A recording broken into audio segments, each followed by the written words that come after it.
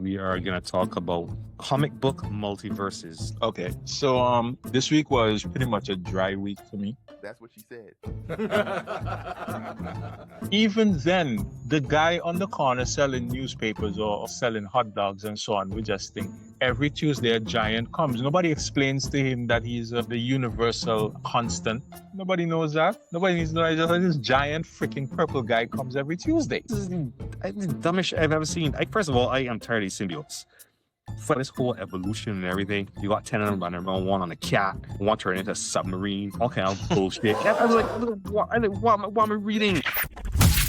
Heads up.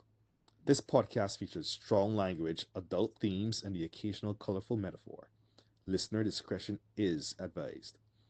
As for the views, they're all ours. The smart ones, the spicy ones, and the occasional madness.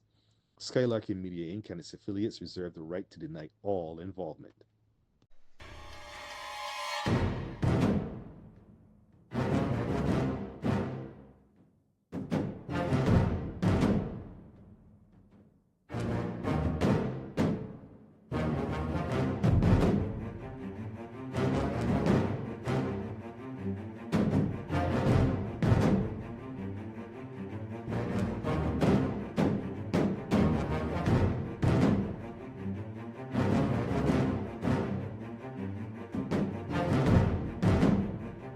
It is Monday, the 7th of July, and you are listening to the Four Outsiders Comic Podcast, brought to you by Skylarkin Media Inc. Hey, good night, fellas. Welcome back, everybody. I am one of your four hosts with Dead on His Feet, Aline. I'm here with Mark, out retired, Gibson. Good night, folks. This Glenn, Gamma Magician. Sir, how dare you? This is playback, isn't it? Well, it's your favorite of the four, Michael. I was on a little bit of a work program in Latveria. Very strict rules. Couldn't really text out, but I got out. So Work release from prison program. where are you? Oh, why couldn't Doom keep you for a little longer? If that really is Michael or a Michael. I asked for one of them, and then he gave me a cut eye, and I was like, "Yep, no, not bad, sir. I apologize." Uh-huh. You don't really antagonize the man. I mean, the man made me kiss a ring. It tasted Okay, like an if you're hour. truly Michael, answer this question. Who is Michael's favorite female Gamma person?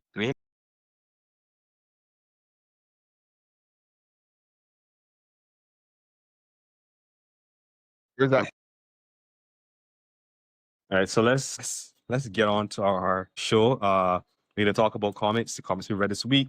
We're gonna talk about a special Halloween book that we all read. Well, not all of us, but that we read, and we're also gonna discuss some main topic. I'll tell you about that when we get there. But we're gonna jump into our books we read this week, and who wants to kick it off? I'll go. Okay, so this week was pretty much a dry week for me. There was like What she said.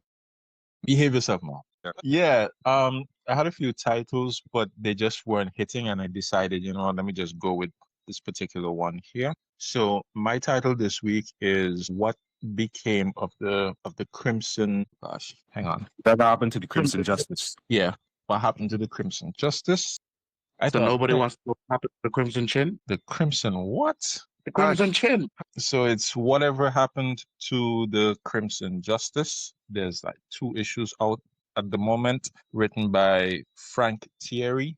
It's one of the Mad Cave books, and once I see the label Mad Cave, I feel safe that I'm gonna get something interesting. Long and short of it, this is pretty much Batman Returns by what's his name again? That Frank famous Miller? Dark. They Dark returned by Frank Knight. Miller. That's essentially Miller. Batman Returns, yeah. Mhm. It's set in a place called Empire City, and you could see all the Batman references out there. There's a commissioner, there's a Crimson Signal, there's a crazy doctor dude, and essentially our story starts with crimes happening, and there's a cry for justice. There's lawlessness going on, murders, and they're calling out for the Crimson Justice, who has, well, as far as the world knows, he died like about 40 years ago, and nobody's seen him or his sidekick Reddy. I thought that's a great name. Nice play on the color theme, but also phonetically ready, like he's ready for action. I don't know. It just looked It just worked. So essentially, yeah. So crimes abound, places in a mess, fears escalating, and there are persons who are crying for justice. There are some people who believe that maybe Crimson Justice did not actually die. Maybe he faked his own death or whatnot. We also get to see things play out through the of some local folks. Okay, the story seems to be centering around this guy who runs a bar and this other dude who's like a regular in the bar. And there's some clashes that take place between them as the story develops between them and some mafia types, mobster type guys, and so on. But I think it wasn't a bad story. It was pretty solid, pretty by the numbers sort of stuff. If you're a Batman fan, then there's a lot of callbacks there that I guess you would see the connection and the relation and get a kick out of it. There wasn't so much action, but there was a lot of setup, character setup, world building, and so on being established. And it wasn't too bad a read, Will I continue this book? Maybe. There was interesting enough cliffhanger at the end of the second book that made me curious enough to want to see what the third book is like. And maybe I continue, maybe not. But yeah, that's pretty much it. The artwork as well is not too bad either. It was a pretty average book in my opinion. It didn't really stand out in any particular way, but it was a nice, easy read, and I have no real complaints about it. Yeah, I obviously read this as well. As you said, it is Dark Knight Returns, just with a different paint on it. I tend to like these kind of stories, Superman homages, Dark Knight, Batman homages. So this is pretty good. I like the Doctor character who basically Joker, just as insane or crazier Joker. So yeah, I definitely delved in and gonna finish it up. I like these little side pieces like this. This is good. Yeah, I'm not impressed. Yeah, to say, Reddy is the most on the nose sidekick name I've ever heard. I was literally racking my brain to no, somebody has to have a more spot on sidekick name than that, and I can't think of anybody. Yeah, this book to me felt like a deconstruction of a deconstruction, which feels like a 0 - 0 to me. I'll give that a pass. I'm not interested. All right, well, if nobody else, could I go next? Sure. Mike Bot, yeah. Yes. I am back once again, ladies and gentlemen, to bless your ears with my melodic voice. Christ. Okay? Just ignore the haters that you could clearly hear coming through your airwaves. My book of choice is the Wolverines and Deadpools that was written by Cody Zegler, and it beat out the Wolverine issue 7 for me, mainly because this was my first time. I had to see the first time that Ellie is Deadpool's daughter interacted with Laura. I was like, I wasn't there more or less for Wade and Logan. No, I was there to see how the daughters interacted, because this was like their first ever real meet up and team up, and I had to see how that. And I'm not disappointed. The story basically kicks off with Logan and Laura investigating a small village that children have been disappearing. They've been whisked away in the middle of the night by these strange shadow figures that seem to be killed or stopped in any measure or capacity. And the townsfolk are desperate. They're at their wits' end because their kids are being snatched and they don't know how to stop this. So, they called in help. Logan and Laura arrive, but then they quickly realize they're going to need some help on this, and begrudgingly, Logan calls in Deadpool. And of course, Deadpool brings along Ellie, because now that he's a father, he's trying to be on the up and up, and he's only killing bad people now. And he's even doing pro bono work. And he's in some kind of weird business with Taskmaster. I'm not sure. Be working for the two of them so far. And so Deadpool, well, two of them are called Deadpool. So Wade and Ellie show up to the location, and there's, of course, Wade with the fourth wall breaks and shenanigans that nobody seems to be getting. And they show up, and Logan is like, Wade, I swear to God, if this is some kind of bullshit you're trying to pull me in, again, no amount of healing factor is going to save. And Wade is like, I don't know what this is about. And then Laura looks at Ellie and she's like, who's the shortcake? Who's the short stack? And Ellie, in true Deadpool fashion, looks up and is like, wait, short stack? Both of you are like 5'2". And Wade is over there just losing his mind because he's like, oh my God, her first quip against the Wolverine.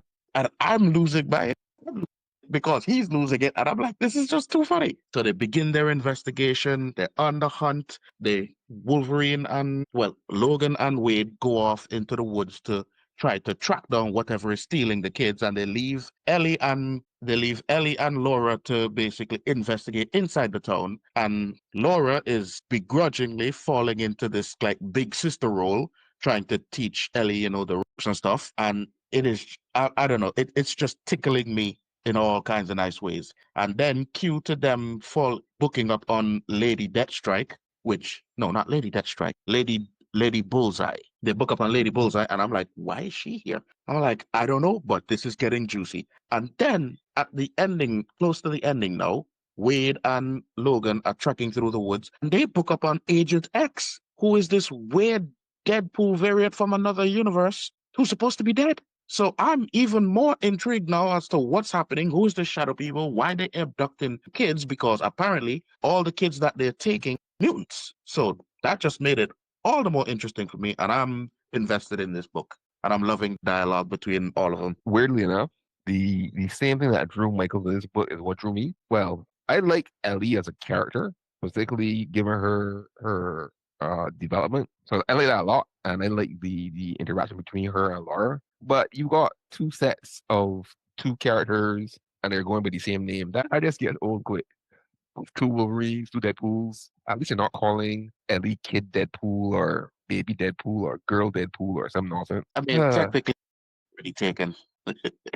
I would like to see May's gonna curse me for this probably. May like crossover between Deadpool, Spider-Man, and Wolverine. Yeah, that'd be hilarious. Anyway, Yeah, I'm disgusted. This book. Well, I read this book. I read it this evening because it's on the list. I would never have touched it before otherwise, and it just cemented to me the fact that unless it is some kind of multiversal story, I do not like Deadpool whatsoever. It was like I tried reading it. The first bit was interesting with the family getting killed, but as soon as the main characters appeared, I got increasingly bored every page until I just like skimming through the end. So I just read it pretty sure I'm not gonna follow up with this. I didn't care for it. Even though I didn't bother read it. It just looked like something for people with ADHD. very much so. I was not getting into that. But I have a comment and I have a question. My comment is that with the naming convention, I feel like Marvel is firing on all cylinders. This level of creativity and ingenuity is superb. We have Wolverine. We got Deadpool. Amazing. salty. How old is Deadpool's daughter now? Is she still a child or she's 14 now? Yep, Laura actually kind of her out on it. Yeah, okay, yeah. It tracks. It tracks. She actually aged in real time. Yeah. On top of that, she does have a healing factor and was trained by Taskmaster. So Yeah, they actually did something interesting with her where they applied her healing factor towards her intellect or her capacity to learn. Heal, but she can learn fast as well. So it's not quite the photographic memory of Taskmaster, but it allows her to pick up information really quick. I ain't like even for going. for instance, but when they got to the village, it took her 10 minutes to learn the language. You sound impressed, man. I am.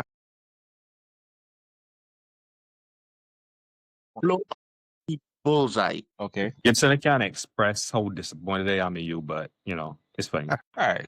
Okay. It is what it is. The last time I saw Ellie was in that horrible Axis event when we had Zenpool. Somebody who understood Deadpool was writing Deadpool at the time. So he actually made sense as his character.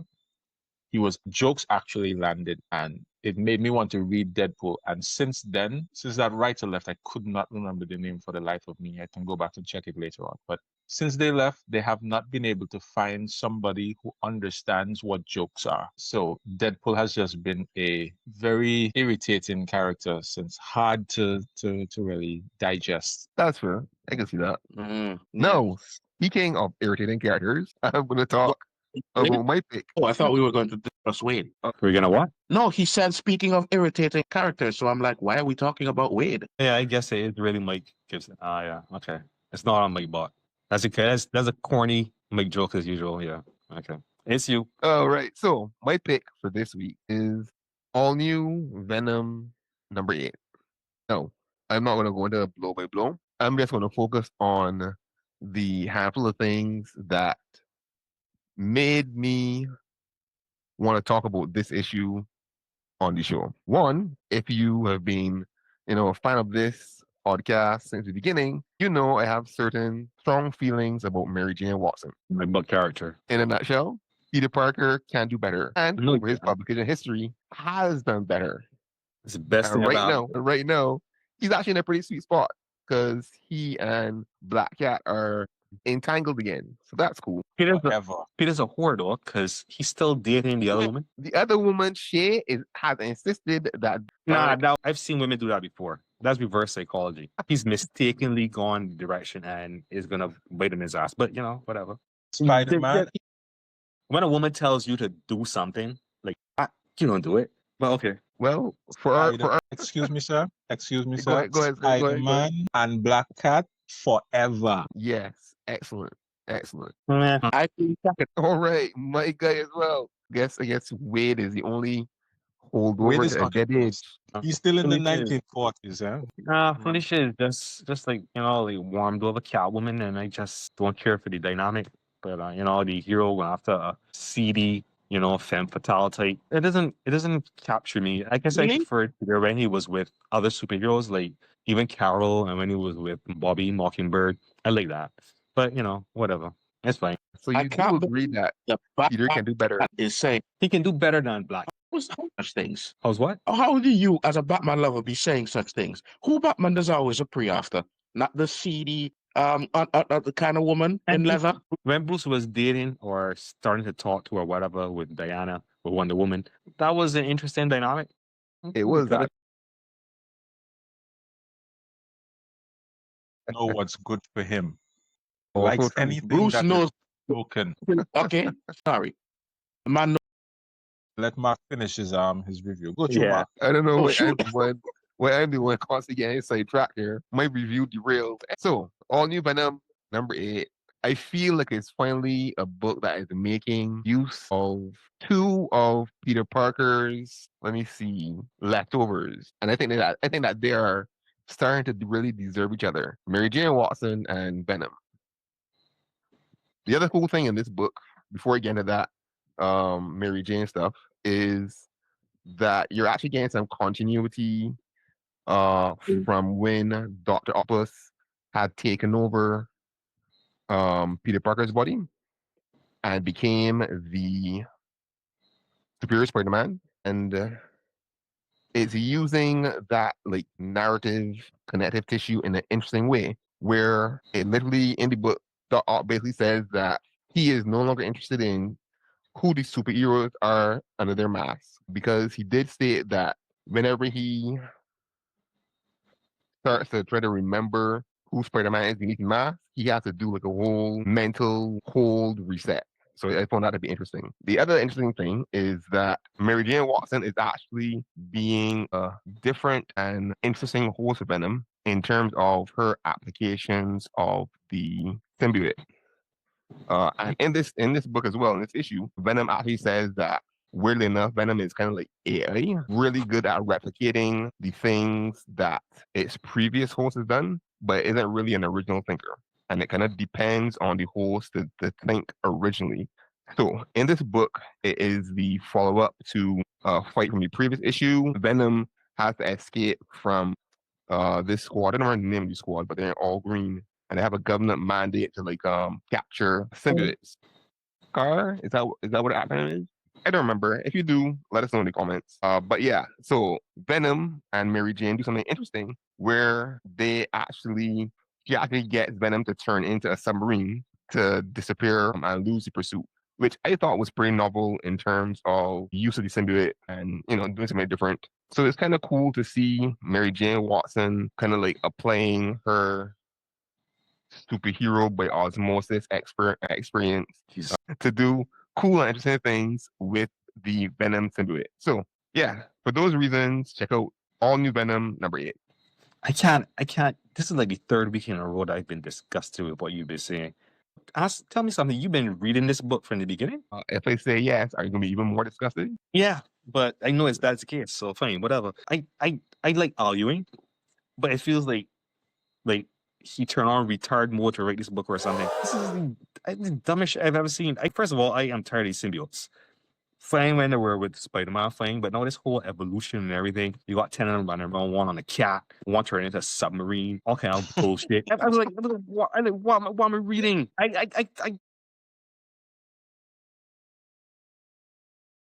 Wait, take a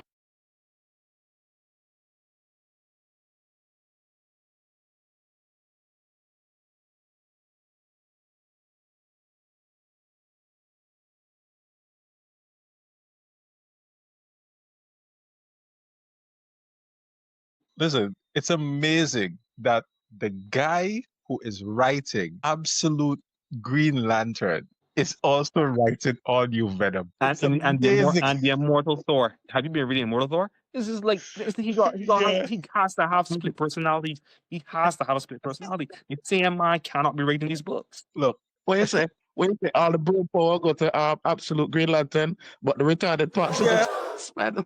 his brain parts go to all new Venom.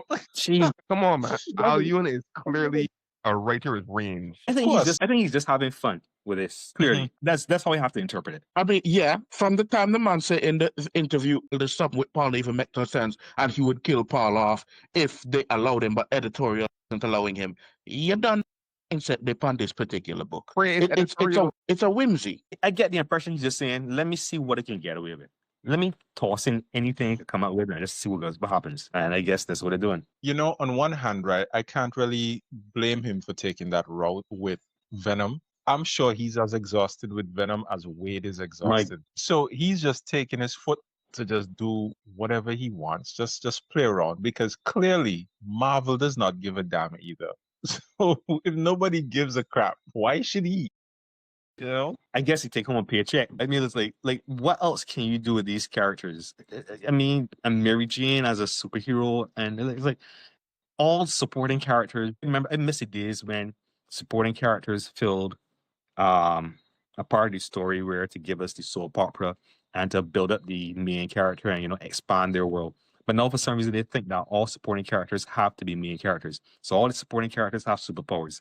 It's stupid. Well, I don't when you want have a superheroes to mindset, be- when you have a mindset that you plan on treating every character like Baby from Dirty Dancing, nobody keeps Baby in the Puts corner. Lady in the corner. I mean, I'm mad you guys remember reading these books, but I'm still glad because I got to see what's going on.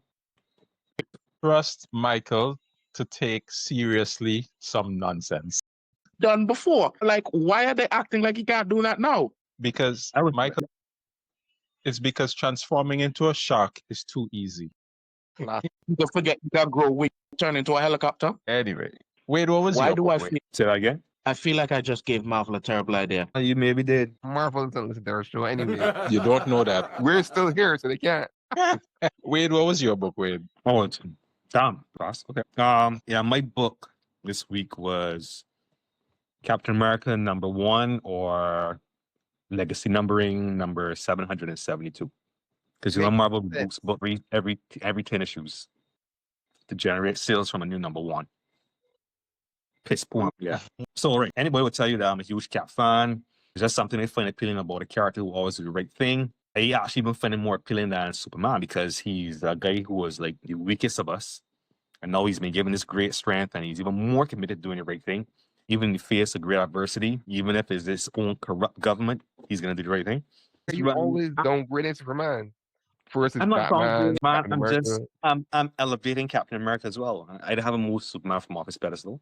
I'm just bringing Captain Locals as all. So this new run tells an early tale of Cap after he comes out of the ice. The Marvel Universe is still new. The Avengers, the FF, they've all just formed. Parker is probably 15 years old. And over in Latveria, Victor Von Doom has just seized power. The US isn't too sure what to make of him, and they want him and the situation investigated. So at this point, Cap has not yet joined the Avengers, and he decides to return to what is familiar and puts himself back in command of the army. I think it was it General Thunderbolt Ross? It was Ross. It was Ross. It Yep, was Ross. it was Raw. Yeah, right, it was Ross, right. So Ross puts Cap on the Von Doom case. Running parallel to this main story is the story of this young boy who witnesses 9/11 and is horrified by this terrorist attack. He decides to dedicate his life to fighting those who would hurt others, and eventually he enlists in the army. Just like Steve was, he's all frail and sickly. He's pushed around, beaten up, and mentally tormented as the other recruits try to run him out of the army. Just like Cap, he never gives up. Eventually, he's approached by this older general or some kind of other high-ranking officer who is watching him from the beginning. He recognizes his spirit, his not giving upness and everything. And he tells him that he can make him better, that he can make him not sick and make him stronger, whatever. So it's basically Steve Rogers' story again being played out, but with a new character. And probably being given some version of the super soldier serum, I'm going to guess. I don't know. But I'm pretty sure this isn't going to turn out the same way Steve's story turned out. Maybe they'll do something like where this guy is going to be full right-wing leaning and come into conflict with Steve, who's pretty much as liberal as they come. I mean, today's political climate, I can see Marvel doing a story like that, two Americas coming into conflict. I would not mind that. It might be a little on the nose, but I would read it. So anyway, we see Steve outfitted in this new suit, and the vibe is very Winter Soldiery to me. We see him get briefed to introduce to his team that he'll be infiltrating Liberia with. So, like I said, it has that. It reminds me of the scene on the helicarrier when Steve and Black Widow and all them start talking about what they can do, and Steve jumps off the plane. Right. So, bringing the two halves of the story together, one of the members of this new team is the kid who joined the army, and he actually looks a whole lot healthier now, bigger and stronger, and he's also carrying a shield similar to Cap's. Oh, so far, this isn't Boo Baker's masterpiece run as yet. It's not the Winter Soldier story, but I suspect it's going to be something better than we've gone from Cap in a long time. It's mostly set up by Zdarsky, because written by Chip Zdarsky, and Zdarsky is one of my favorite writers currently. He is mostly set up, but he weaves in some badass Cap action. In particular, there's this one high-speed motorcycle chase. There's also some quiet moments, my favorite being a very ordinary and human interaction between Cap and Reed Richards. The art by Valerios Kitty is clean and polished. I often complain that some artists can't tell stories. Like, I can't follow what's going on from panel to panel. Like, what has happened? Where did that guy go? But none of that here. It is a great storyteller. Wells Zdarsky's words are great. If they were missing, you could pretty much still suss out the story. You could read it just based on the panels alone. Cap has not had a book in a while, and he was probably put on the back burner while Marvel pushed Sam Wilson. But he's back now with a top talent team and off to a very promising start. I am engaged, excited, and fully locked in. I loved it. What are you talking about? I'm pretty sure that Cap has had a book running in parallel. No, his book was dead. J- Yeah, JMS, that was done for a while. That weird book where he was like carnival people or something. That was done for a while. There was another book where he was fighting some sort of demon. That was And he was no. There was the one where he was like really old, and like all the heroes had aged out. But yeah, the Avengers. The geriatric, Aven- yeah. But the last one I read, he was up against some kind of secret governmental cabal and stuff, and they had brought back Peggy Carter and made her young again, and that's yeah, the that one book where Ross actually. with the revolution, and that was a while back. That was incredible, bro. That was like The one where Ross he gained and so. damn. Cap hasn't had a book in a little while. That book ended, and it was all Sam Wilson for a while, but now he's back. This book, I can agree with a lot of what you said, babe, in terms of like the art and how delightful the art is and that kind of stuff. But there are a couple of things that to me feel like burrs, like tiny things that just I can't get rid of. So one of them is on the credits page where it starts by saying something like Captain America was fighting the Axis powers for like 5 years. We can do this. We will do do this? this. We'll do this. What do you mean it don't make sense? All right, let me break it down for the What public. Let me break it down for the public. World War II lasted literally 6 years and 1 day. America joined World War II late. Officially. In Marvel continuity, Steve Rogers became Captain America after the US joined World War II. Then he wasn't even straight deployed into combat. He spent time as a propaganda tool, doing like torch and that kind of stuff. That is the MCU. That is not the MCU. That is the MCU. That is not the MCU. When it's create into action in the comics. No, See, he had like 6 weeks training, hyped up by the super soldier serum, and then he met Sterling Field, picked some additional training on the way, and he was, basic judo, boxing and stuff, and all the fancy stuff he probably picked up when he followed the ice. No, Basic military training. The rest He was had- pure. no. I've read too many Captain America books where they mention specific training and technique that he has. The book Yes. where it was him, the crossover with him and Batman, where it talked about That all the different That no, can't be canon, though. We understand that. I know what you're talking about. but that is not the only instance where that stuff is referenced, right? It's not like Captain America is basic boxing and judo. So you think that martial arts only came about in the last 20 years? Oh, this is U.S. Army talking about. They might have had some. I don't want to say what I say in the chat. They might have had some Asian martial arts experts to train them or something. So I don't think it's far fetched. And the man is boosted by the super soldier serum. You mean during World War II, where Japan for sure is part of the Axis powers? Nonsense. So only Japanese or Asian Gibson? That seems some kind of racist to me. Well. Anyway, let me move on, right? So, finally gets deployed, right? And I've seen this in comics where Bucky, who is younger, is out running all sorts of Black Ops missions before Cap actually came into combat. Anyway, Cap goes into the ice before, at least 6 months before the end of World War II.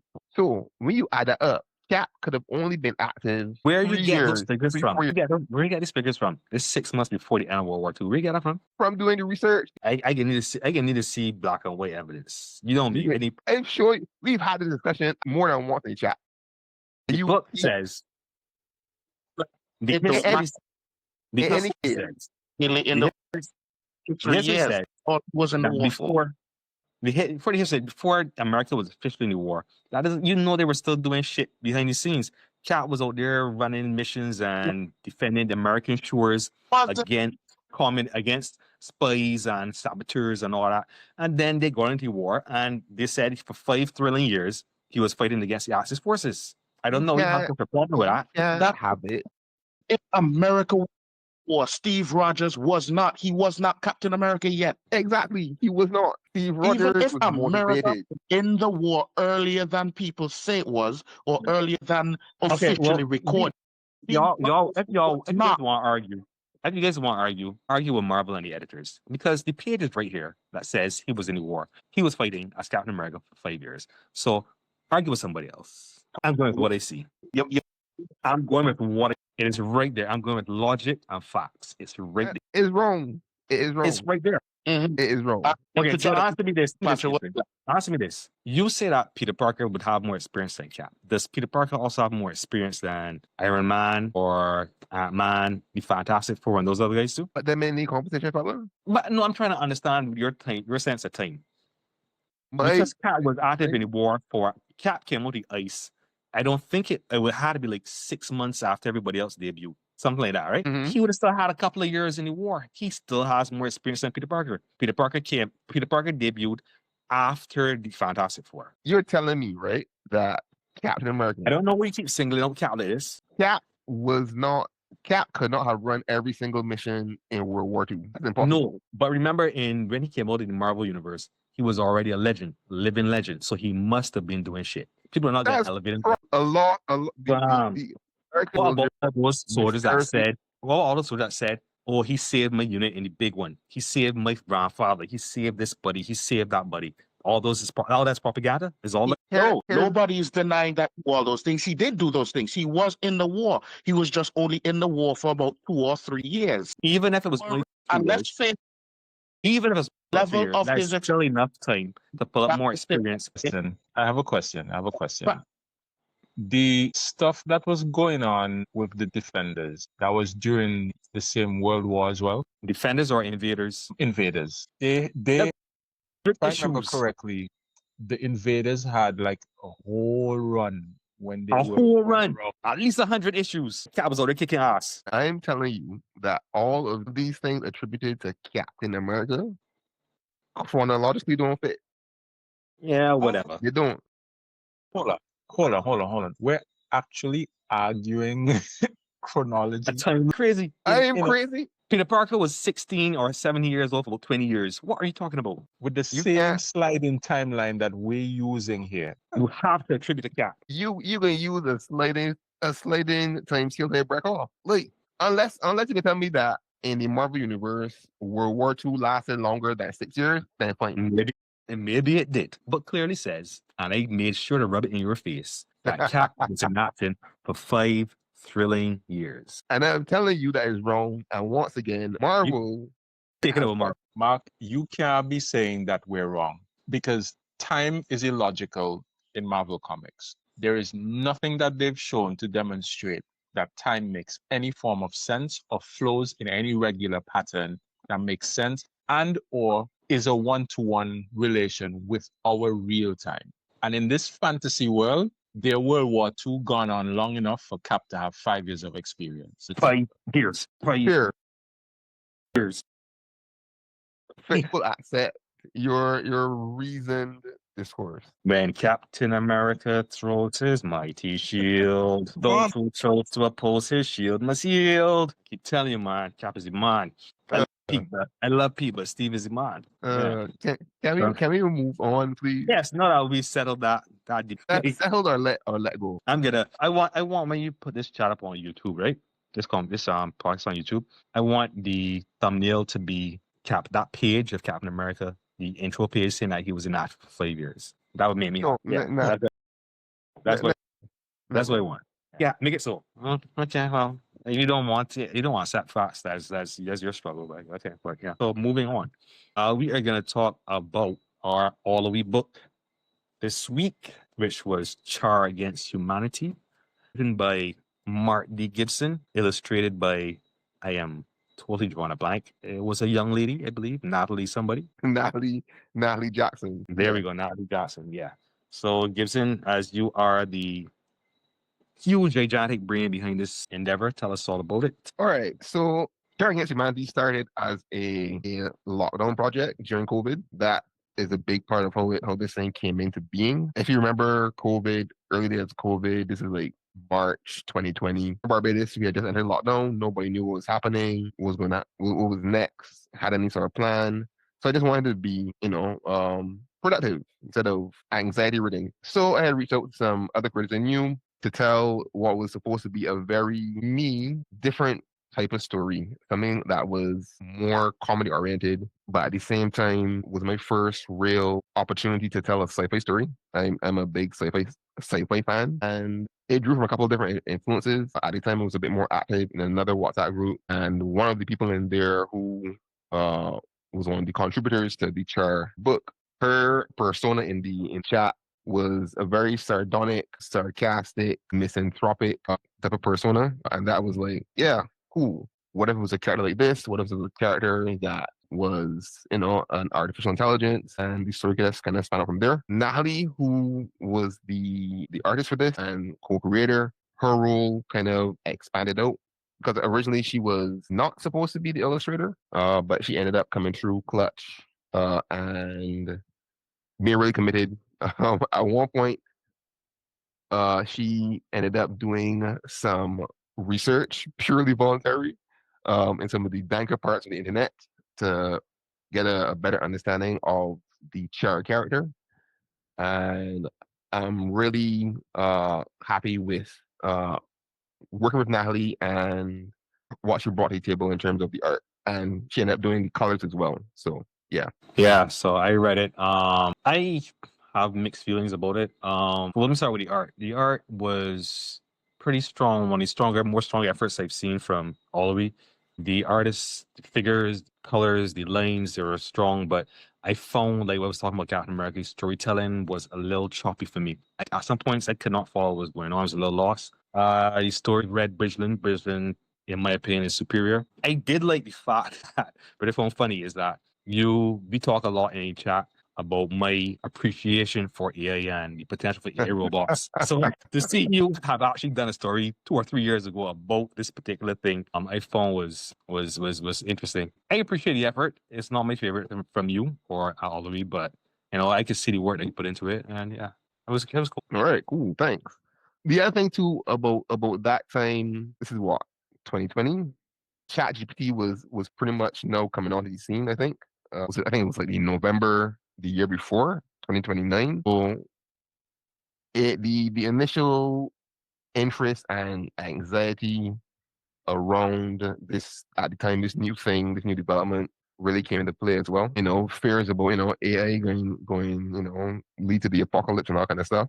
So yeah, it was fun to kind of play with and explore those things like on the cusp of the moment, pretty much. So I read it as well, and all I gotta say is it felt like, I don't know. It felt like you were having a bit of fun, was having fun writing it. I agree with Wade. The writing is not quite on the level of the other book, Bridgeland. The artwork also kind of not reflected, but it was it supported the writing very well. It matched it, in tone. So it had that nice, colorful, wacky, fun aspect about it, and I like that. That resonated with me. The story was interesting as well. The whole idea of, developing AI and stuff like that. Then creating, that quote scene was hilarious. There's a part in there where the developer as well as the AI is being tried in court. I thought that was pretty hilarious. Punishment is to go live in Barbados in a human body, in a robot body. It's kind of funny. But yeah, that's pretty much my take on it. I am honestly satisfied that you guys were finding it hilarious, at least hilarious, because I don't typically go for writing comedy to the extent of this. You are right, Glenn, that this book was the main thrust was to have fun with it. Like I said, it started coming out of COVID at a time where people didn't know what was happening next in the world. So instead of kind of like stewing in that kind of anxiety and that existential chew, try to channel that into something that was a bit more fun, a bit more, for me, exploratory and very light. That's the difference between, I guess, most of my writing and Char, Against Humanity. It was intended to be light and fun, and I aimed for absurd rather than trying to be funny. So I'm kind of glad that people who are reading it have found that the absurdity kind of landed somewhere in the realm of humorous. So that's cool. Yeah, well, no, I know that was the goal. Yeah, I can appreciate it a little better. Yeah, man, I tend to write a bit more serious, a bit more mature stuff. I just wanted something wacky and weird and sci-fi and offbeat and that kind of thing. I get it. And like I said, Lee was a joy to work with as an artist. For her, it was her first full comic. I think she might have done like a couple of like shorts, like 1 or 2 page stuff before, but having to do, and I can't remember if I said it before, but doing a comic from a writing perspective, an art perspective, a lettering perspective is more akin to a marathon and a sprint. And I found in my experience that a lot of first time comic creators don't realize that up front. So they kind of start strong and start with a bang, but then they realize they got to churn out, 22 pages, or in this case, 32 pages of story. Anything close to consistency, the kind of lag there. So a lot of props to Natalie Jackson for this being her first book. Credit as well to Cameron, Lane, and Charlene Roach, who were also contributors in terms of, helping to build the concept as well. Okay, and great. Michael, you said you didn't get a chance to read it, right? Yes, I did not. Unfortunately, I'm tied up with work and business, and I did not get the chance to read it. But I definitely will give it a shot. All right, it'll be cool to hear what you think, Michael. That's fair enough. All right, so we are gonna move on to our main topic tonight. We are gonna talk about comic book multiverses. What was the tagline, Gibson, again?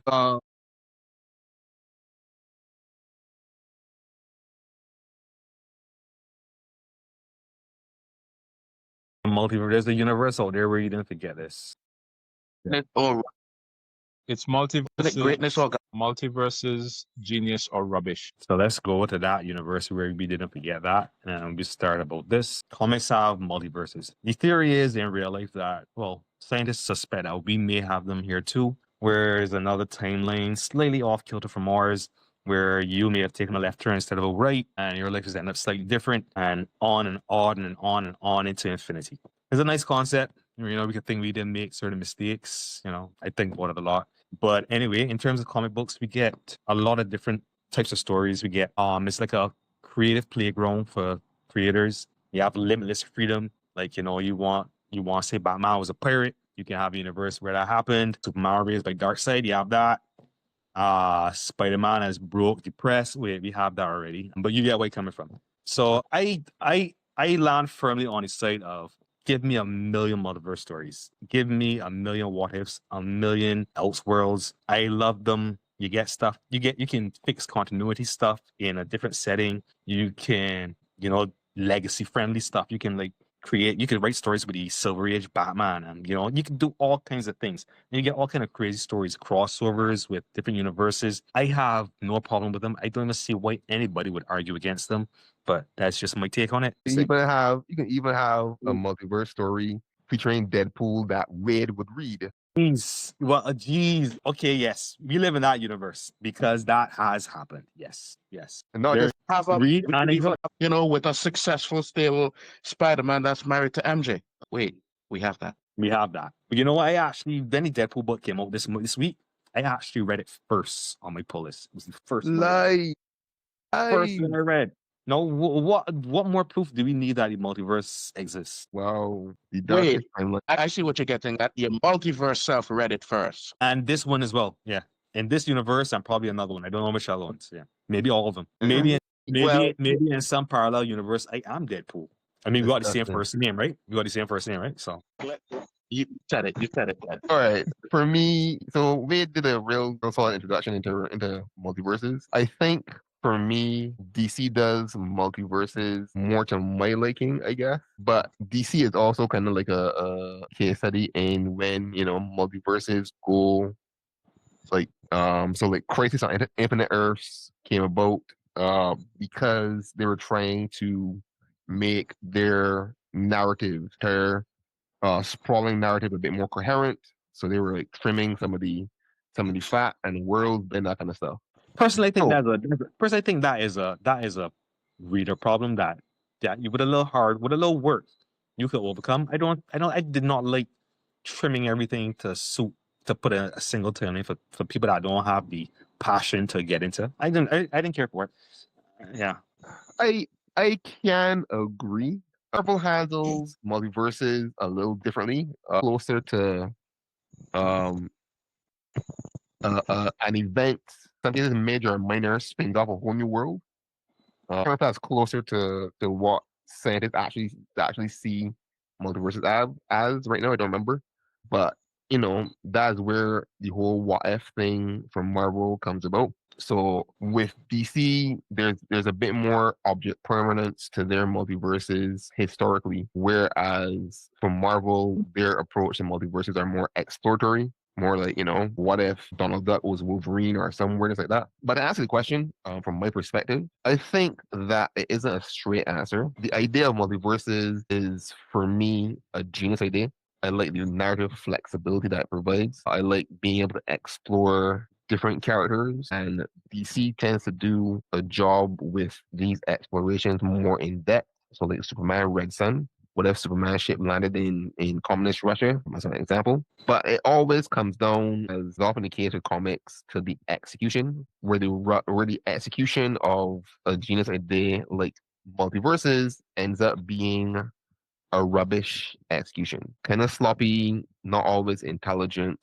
And it makes a good idea end up functionally being crap. So for instance, multiverse becomes rubbish or rubbish execution when they end up being lazy plot devices to undo consequences. So One More Day with Spider-Man isn't quite a multiversal event, but it was a big change to establish continuity as well. Continuity, like as I mentioned before, with Crisis on Infinite Earths becomes incomprehensible, whether that is from a reader perspective or from a publishing perspective. Multiverses as well or the use of multiverses as a narrative tool can remove the emotional stakes. So, a multiverse where somebody who died didn't makes things feel a little less meaningful. Multiverses as well can also um, really just be fan service. They're to tickle nostalgia. You can also have a lot of setups for stuff, but not payoffs. And depending on how they're used, they can make the main timeline feel a bit less significant. So right now, with both Marvel and DC, DC has their absolute line, which is a whole nother universe. Marvel has their ultimate line 2.0 or 3.0 as well. I think that DC is handling their new absolute universe better than Marvel is handling their Ultimate Universe from a narrative perspective. Like right now, in a lot of ways, Ultimate Spider-Man is giving fans of Spider-Man what they can't get with the main 616 line. And there's been comments from like editorial, what Glenn calls the big heads at Marvel, who were like, take the scraps y'all getting in Ultimate Spider-Man. And I like it because that stuff is never going to happen in 616. That those kind of responses. So, but yeah, ultimately for me, I think good idea for multiverses in general, but often the execution is flawed. Well, let me see if I can find some points that you guys have not made. Let's see.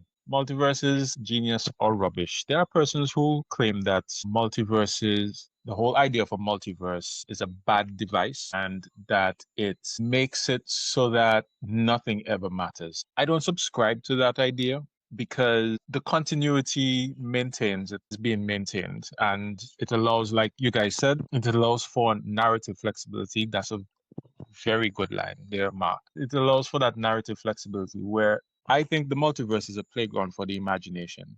It's not something that should be abused. I don't think the keys to the multiverse should be handed to any and any character or just any and any writer either. I'm also strong in the belief that certain knowledge shouldn't be open to just every character. For example, I don't think Luke Cage should know that a multiverse exists. That's just me. This guy is preoccupied with street level stuff. Punisher's occupied with street level stuff.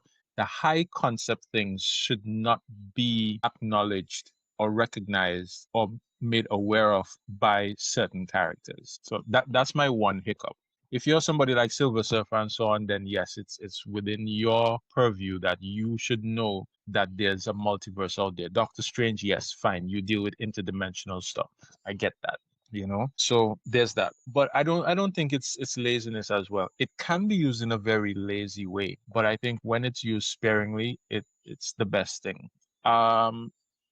Relegating events to different timelines, that's a pretty good idea as well too. You have a big event, you have to put the toys back, drop a what if in the end, and just give us that little playground there and relegate it to its own space. That way you don't interfere with the main timeline too much, especially if you can see along the way that this event is not really kicking it, or if you're going to change things to a different way. Continuity is a tricky thing as well because it's a balancing act to try and figure out what stays and what goes. It is a weird relationship between writers and fans as persons pick and choose what their continuity is, and something great might happen and it's not picked up by a writer, but then other things happen. But that's a discussion for another day.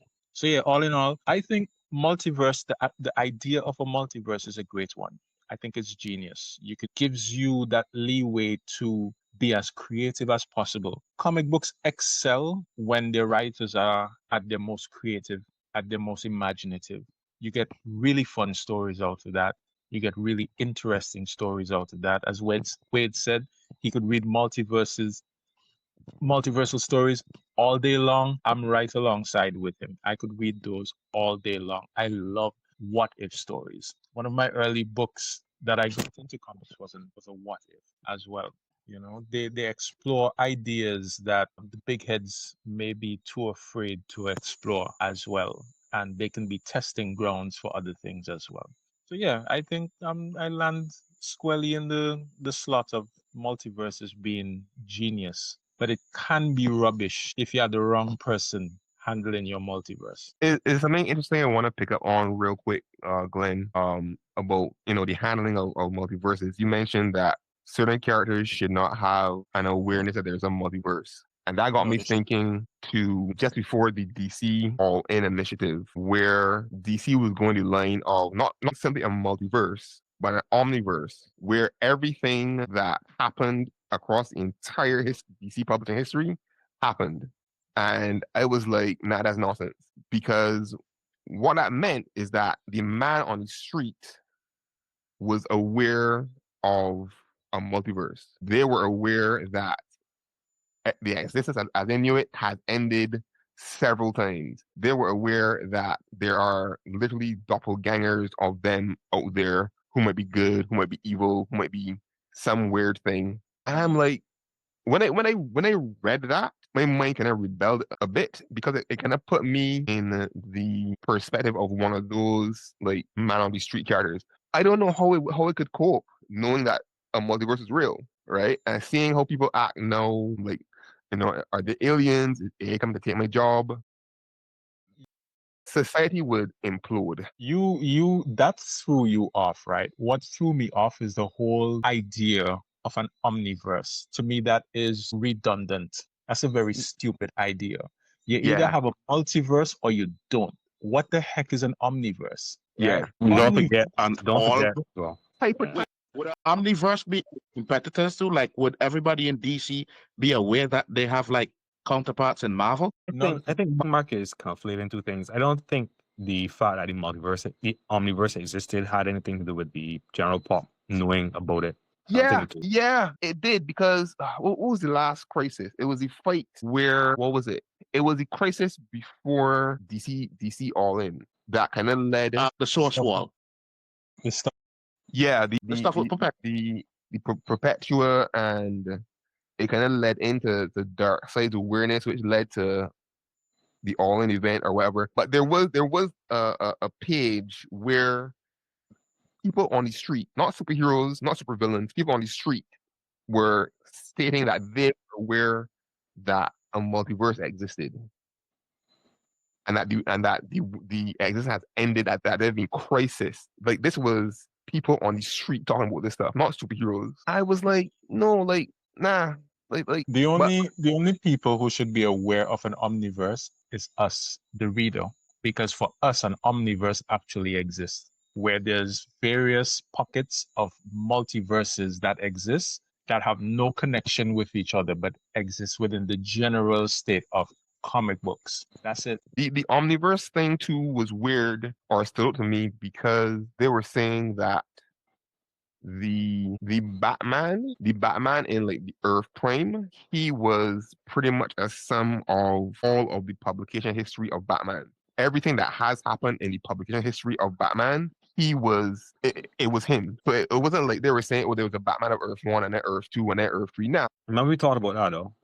The Generations Batman. yeah, With- but even generation, I'm not talking about generation. I'm talking about this is a Batman who has lived for like 100 years or 200 Yeah, years. no, or I whatever. mean the remember. I don't mean John Burns Generations. I mean the event that DC had a little while ago, where what's the name? Said that the humans from this particular Earth, they have extra long lives, and that the Batman we would have seen from the Golden Age was just the same Batman evolving through different time periods, changing his outfit, changing his costume, and Yeah. morphing into the Batman that we have now. That, which as absurd as comics can be, that was like cake taking, honestly. Yeah. Crazy, and they didn't really stick with it, but I like the concept. It was kind of cool. I think Yeah. that between the two, Marvel and DC, I think Marvel does not take its multiverse very seriously at all. And I think Agreed. that DC takes its multiverse too seriously. And both of them end up messing up their shit too often from either ends of the polarity. But in regards to knowledge, yes, I don't think that the average Joe or certain characters should know about the multiverse if your powers and your actions, the way you live within your universe, does not allow for you to come across that type of knowledge. You shouldn't know it. Just as well as I think that 99.999% of Marvel Universe shouldn't even know that the entities exist and celestials and stuff like that. They shouldn't know about these things because nobody is sharing that knowledge. Who accesses that knowledge? If it's not for cosmic characters that have this knowledge, what is the incentive to spread that knowledge? They're not seeking worship, right? Unless they come and decide, hey, we want to frig up your planet. There's no reason for you to know who these people are. And I just feel like this knowledge has just become too pedestrian, but that's just my thing. Well, as Galactus walking through, Manhattan every Tuesday, it's kind of hard not to know in that case. But I do agree with Even then, the guy on the corner selling newspapers or selling hot dogs and so on, we just think every Tuesday a giant comes. Nobody explains to him that he's the universal constant there to maintain balance between life and death, and it's because of his flawed existence has to consume planets. Nobody knows that. Nobody needs to know. It's just like this giant freaking purple guy comes every Tuesday. I like that. It's like a Tuesday's Taco Tuesday. Okay, it's Galactus Wednesday. I like that. That's funny. And that would also explain why nobody ever leaves New York. They're just like, oh, it's that time. Okay, I'm going home. I feel like we need to do a main topic about the worst places to live in comics because I don't understand people live in New York. I don't understand people live in Gotham. You already know it's Gotham. Like when you got like Mike said, Galactus just strolling through like Manhattan some random day of the week. I'd be like, I mean, the thing or Hulk or somebody that can help with your car. You making Bro, payments on a car. Where else would you live? There's no place else I would rather live than the MCU than New York. It's so exciting. You never know when you can get hit by cosmic rays and get suppose. You never know when you can get bitten by a spider or something. Why would you want to live in some boring ass place when you can experience all that? Because I didn't want like How would you beyond showing up and turning me into cubes. Like how would you commute in the MCU? Because public transportation is a bust. Okay, we saw what happened with rails and buses. Maybe bicycle. You can use a bus. Well, bicycle me there. What do you mean the public transport is a bust? A bust or a bus? Bus. BUS. Why is it a bus? Yeah, what Spider-Man? Now go on no train. I don't think. Well, I mean, that's a one-off thing. Do they even have elevator trains anymore in New York? I can't remember, but that's just a one-off thing. A one-off thing. Like millions of people travel day to day and nothing happened. The city is still standing. Nah, bro. I wouldn't live anywhere else. I see too many comics where a random bus getting blown up by like Dr. Octopus just to make a point or something. Nah. Yeah, you think you get hit by a car? It's just a chance to take. It's life, right? I would go into the middle of Bumfuck, Oklahoma, and You go to Stamford, Connecticut. That's where the school up blowing it, right? Wow.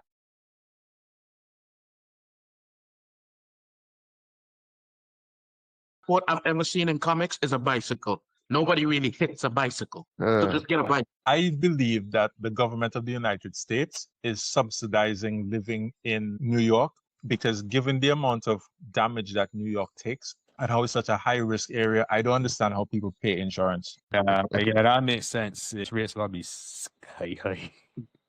A building could explode or a car could get tossed. Probably, but where else? Maybe not because people enjoy it so much. Where else are you gonna live? It's such a amazing city. New York, real New York is so amazing. When you go, you see thunder gods flying overhead and shit. Rent gotta be high and people must want to pay it. People don't care. Unless if the work that the cleanup crew does balances that off. But there you go. Worst places to live in comics. Yeah, boy. Yeah, we've totally gone sidetrack. But as this wrap that up. In terms of the multiverse, I love it from a storytelling perspective. I like to see different ideas, timelines. It's very interesting, and it's a way to do it and put it back in the box, like you said. So I don't see any downsides. I love crises. I love multi-universal events. Throw everybody at me. Throw 1940s Batman, 1930s Superman, 2000 years, whatever. Just I as a long-term fan, I can absorb it and I can enjoy it and I can see the references and all that. So maybe I'm being unfair to younger or newer readers, but give me more multiverse. Fair enough. One more thing. I don't like how they treat new readers, and they're treating new readers as if they don't have a brain and wouldn't be able to navigate things. We as human beings are accustomed to exploring things with little to no knowledge. That's where the adventure comes from. And the point of having a back catalog is, room for exploration. So creating books just for the purpose of new readers specifically because you feel like your universe is too complicated. I think instead they should put that energy towards making the back catalog more available and easily accessible so that when those readers become interested in researching, they can find the bloody books in them. That's my take. Yeah, because that's what we all did, right? Yeah. We weren't there at the beginning, so you know what I mean? And like you said, that level of research is fun. I know it's a whole lot easier to do than it would have been back then, or it did. You have the internet now, you can find comments easier, you can do Wiki, you can use Chat GPT, whatever. So it's not a big deal. And also, there is, from digging through catalogs and backgrounds and stuff and archives, you find juicy tidbits you weren't even looking for sometimes. Like, ooh, I wasn't looking for this, sorry, but hello. Quite true. Yeah, so multiverses, yeah, that's for me. So I guess Multiverse, yeah, with a asterisk. the caveat. Okay, no problem. It's a big yes for me. Mm. Okay, there's too many cool stories and too many ways to tell them to just stick them in one box that we all know editorial will never open. Okay, well, all right. I think that wraps us up for the night. Gibson, you want to do the usual housekeeping? Yes, definitely. So this, ladies and gentlemen, has been episode 8 of the Four Outsiders Comics podcast. Thank you again for being here. If you like what you're hearing and you want to support this show, as well as some amazing indie creators from small island states, you can head over to our store shop.allawecomics.com, where you will find titles like Char Against Humanity #1, as well as the others we mentioned throughout this show, like Terror of the Midnight Robber, like Same Squad, like Harrison's Grave, and you can pick up those books either digitally or in print for very affordable prices. That support allows us to keep doing what we do here with this podcast. Yes, we're having fun, but we're also looking to shine a light on some of our creators as well, and it definitely goes to help the creators themselves, folks like Natalie Jackson, who are out there creating cool comics, cool concepts, some of them for the very first time. Again, this show will be up on Mondays. This show will be up by Monday evening, so you can check it out there, either on Spotify, YouTube, or on Amazon Music as well. Yeah, you can check us out on those places. Feel free to drop a comment in the comment section. Comments throw up questionnaires on the Spotify, so you can check out those as well. Let us know what you think about the show for sure. Also, you can let us know if there are any topics that you would be interested in hearing us discuss and examine. You can do that for sure as well. So, take us home, Wade. Yeah, so like Gibson said, we should be up on Monday, but our editor is a slacker and a bum, so we can't be sure about that. But we'll see you next time for the Four Outsiders Comics podcast. I am Wade, about to go to bed. Aline with. I am Bart, offended. I am Glenn, entertained. Michael, about to go to work, unfortunately. Damn, bro. Sorry to hear that. Okay. And see you next week. We are out.